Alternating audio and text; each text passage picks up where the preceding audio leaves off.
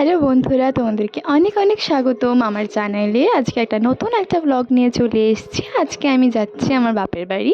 তো ওখানে অ্যাকচুয়ালি শীতলা পুজোর মেলা বসেছিল, তো এর জন্য মা বলল তোরা সবাই মিলে চলে আয়। তো এর জন্য আমি আমার ছেলে আর মেয়েকে নিয়ে চলে গিয়েছিলাম।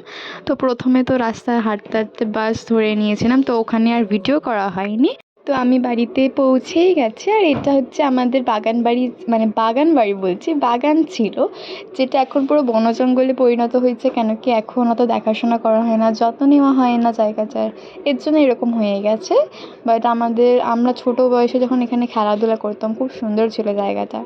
যাই হোক, এখন তারপরে সন্ধে হয়ে গিয়েছে, তো এর জন্য আমরা মেলায় চলে গিয়েছিলাম।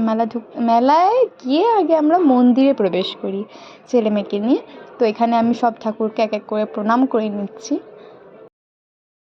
আর ফর ইওর কাইন্ড ইনফরমেশন আমি জানিয়ে দিই যে এখানে কোনো মন্দিরই ছিল না।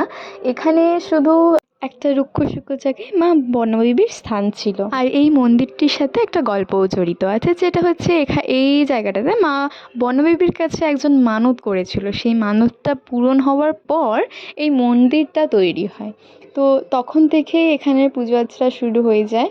তো জায়গাটা খুব সুন্দর করে সাজানো হয়েছিল, আর মেলাটাও বেশ জমজমাট লাগছিল।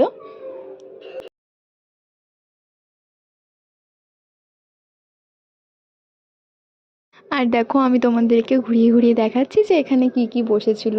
খাবারের অনেক দোকান বসেছিল, আর নর্মাল যেরকম কাপ, বাটি, ঘটি, জিনিসপত্র, বাচ্চাদের ছোট ছোট গয়না গাটি, ওরকমই কানের দুল, হাতের চুড়ি, বাচ্চাদের খেলনা, আর এরকমই অনেক জিনিসপত্র যেরকম আর কি মেলায় বসে। তো আজকের জন্য এইটুকু বন্ধুরা, আবার দেখা হবে একটা অন্য ব্লগে। বাই।